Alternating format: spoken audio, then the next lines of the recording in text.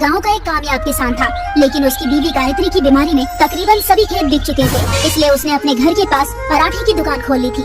जल्दी उसके व्यवहार और लजीज पराठों ने तकरीबन कस्बे के सभी लोगों को अपना कायल बना दिया था। सुमित्रा और राजू के स्कूल के पास एक पिज्जा की दुकान खोली थी, जिसका प्रचार रेडियो, अखबार और ऑटो पर चिपकाकर पुरजोर तरीके से की गई थी।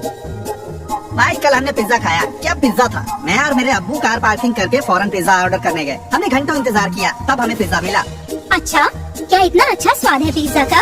और नहीं तो क्या, तुम लोगों को गार्ड दाखिल भी नहीं होने देगा। दाखिल क्यों नहीं होने देगा? अरे वो तुम्हारे अब्बू की फुटपाथ की दुकान थोड़ी ना है, जो कोई भी मुंह उठाकर वहाँ चला जाएगा। उस दुकान का एक रुतबा है। बड़े बड़े लोग वहाँ अपनी गाड़ी लगाकर खड़े रहते हैं, तब जाकर उन्हें पिज्जा खाने को मिलता है। समझ गए?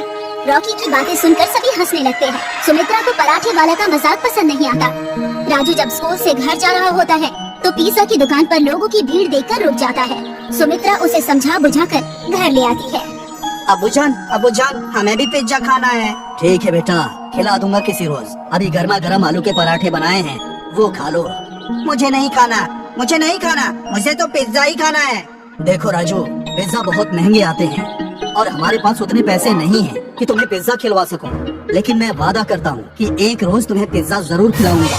नहीं अब्बू जान, मुझे तो कल ही पिज्जा चाहिए। अगर पिज्जा नहीं मिला तो मैं और कुछ भी नहीं खाऊंगा। राजू जिद मत करो, अब्बू कह रहे हैं ना कि एक दिन हमें पिज्जा खिलाने जरूर ले जाएंगे। नहीं बाजी, मुझे तो कल ही पिज्जा खाना है। रॉकी भाईजान ने स्कूल में बताया कि पिज्जा कितना जायकेदार होता है। अरे राजू, वो डॉक्टर का बेटा है, उसके पास बहुत सारे पैसे हैं। चल अब खाना खा। पराठे खाकर बच्चे सो गए, लेकिन मोहनलाल की आंखों से नींद बिल्कुल गायब थी। वो अपनी गरीबी को कोस रहा था कि कितना बेबस है वो, जो अपने बच्चों की मामूली खाने की ख्वाहिश भी पूरी नहीं कर सका। उसकी आंखों में आंसू आ गए। सोचते सोचते न जाने कब उसे नींद आ गई। कल सुबह बच्चे स्कूल गए। आज भी पूरे स्कूल में पिज्जा के ही चर्चे हो रहे थे। दोस्तों, कल मेरा यौम पैदाइश है और कल शाम को मेरी तरफ से जश्न है, जिसमें हम पिज्जा पार्टी करेंगे। कल इतवार है और स्कूल की भी छुट्टी होगी। सभी कल शाम को अच्छे अच्छे कपड़े पहन कर आना, ओके? भैया हम भी आएंगे ना? हमें नहीं बोला आपने? नहीं, तुम लोग वहाँ शामिल नहीं हो सकते। वहाँ सभी बड़े बड़े लोग आते हैं, हैसियतदार लोग आते हैं। तुम बस पराठे खाओ। चल राजू, इनके पिज्जा से लाख गुना जायकेदार हमारे पराठे हैं। अरे जाओ जाओ, बंदर को क्या पता कि अदरक का स्वाद क्या होता है। स्कूल के बाहर जो पिज्जा का पोस्टर लगा है ना, बस उसे ही देखते रहो और पराठे खाओ। समझना कि पिज्जा खा रहे हो। रॉकी, ऐसा नहीं कहते। चलो सुमित्रा, इसे तो ऐसे ही बोलने की आदत है। राजू की फोटो देखकर पराठा खाने वाली बात पर सब हंसने लगते हैं। सुमित्रा और राजू को बहुत बुरा लगा। दोनों घर आ गए। अरे राजू, यूं मुंह लटकाए क्यों खड़े हो? वो अब्बू, बात ये है कि कल रॉकी का यौम पैदाइश है और सभी को बुलाया है, पर हमें छोड़कर, क्योंकि वहाँ बड़े बड़े लोग होंगे। बस इतनी सी बात। कल मैं तुम्हें आलू के लज्जतदार पराठे बनाकर खिलाऊंगा और हम सब कल जश्न करेंगे। मुझे नहीं खाना पराठा, मुझे तो बस पिज्जा खाना है। मुझे पिज्जा चाहिए। बेटा, मैंने तुम्हें बताया ना कि अभी मेरे पास तुम लोगों के फीस भरने के लिए भी पैसे नहीं है, तो पिज्जा कहाँ से खिलाऊंगा? इतना कहकर मोहनलाल आंखों में आंसू लिए घर के बाहर निकल गया। राजू, तुम्हें ऐसा नहीं बोलना चाहिए था। पिज्जा की जिद छोड़ दो मेरे भाई। जब हमारे पास पैसे होंगे तो हम जरूर पिज्जा खाने चलेंगे। आज तक कभी हमारे पास पैसे हुए हैं क्या? सब नए नए कपड़े पहनते हैं और हम 2 साल से एक ही कपड़े पहनते हैं। क्या हम कभी पिज्जा नहीं खा पाएंगे बाजी? ऐसी बात नहीं है मेरे भाई, हम लोग पिज्जा एक दिन जरूर खाएंगे। उस रात राजू ने खाना नहीं खाया। घर में किसी ने खाना नहीं खाया। सुबह मोहनलाल उठा और बाजार चला गया। वापस आया तो देखा कि राजू अभी तक सो रहा था। सुमित्रा से पता चला कि राजू अभी भी रूठा हुआ है, खाना भी नहीं खाया है। उठो बेटा, मैं आज तुम्हें पिज्जा पराठा खिलाऊंगा। चलो उठो। पिताजी, मैंने कह दिया ना कि जब तक मुझे पिज्जा नहीं मिलेगा मैं कुछ नहीं खाऊंगा। मोहनलाल पराठे पर चीज, फ्रूट्स और सैलेड डालकर पिज्जा बनाते हैं, लेकिन लाख समझाने के बावजूद राजू पिज्जा नहीं खाता। सुमित्रा भी पूरी कोशिश करती है राजू को मनाने की, पर नाकाम हो जाती है। आज फिर सभी भूखे पेट ही सो जाते हैं।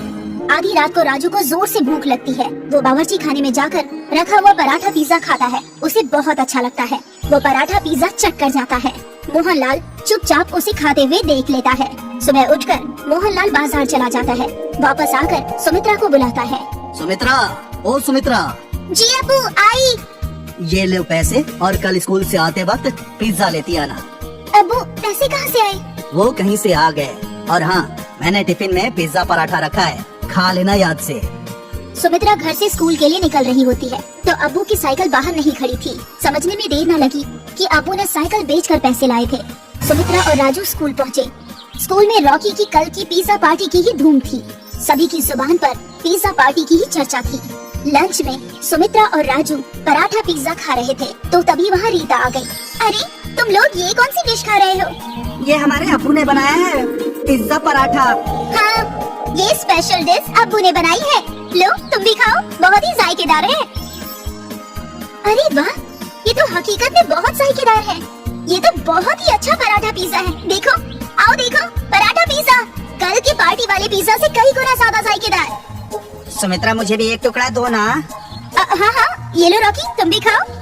वाह, वाकई ये कितना लज्जतदार है पराठा पिज्जा। ऐसा तो मैंने अपनी जिंदगी में कभी नहीं खाया था। जल्द ही पूरे कस्बे में पराठा पिज्जा की चर्चा फैल गई। सुमित्रा ने अब्बू को पराठा पिज्जा बनाने की सलाह दी। अब उनकी दुकान पर भीड़ लगने लगी थी और पिज्जा की दुकान में खरीदार लगभग कम जाने लगे।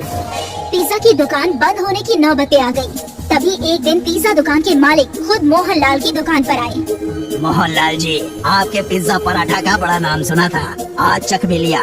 वाकई बहुत लाजवाब है। वाकई आपके हाथों में तो जादू है। शुक्रिया जनाब। क्यों ना हम दोनों मिलकर साथ काम करें। आप मेरी दुकान का इस्तेमाल कीजिए, मैं फराहमी और कारोबार की तशहीर देख लूंगा। जो भी नफा होगा आधा आधा बांट लेंगे। मोहनलाल को ये कारोबारी अच्छी लगी। दोनों मिलकर साथ साथ काम करने लगे। पराठा पिज्जा का जायका और अच्छी तशहीर जल्द ही उनकी दुकान कई शहरों में खुल गई।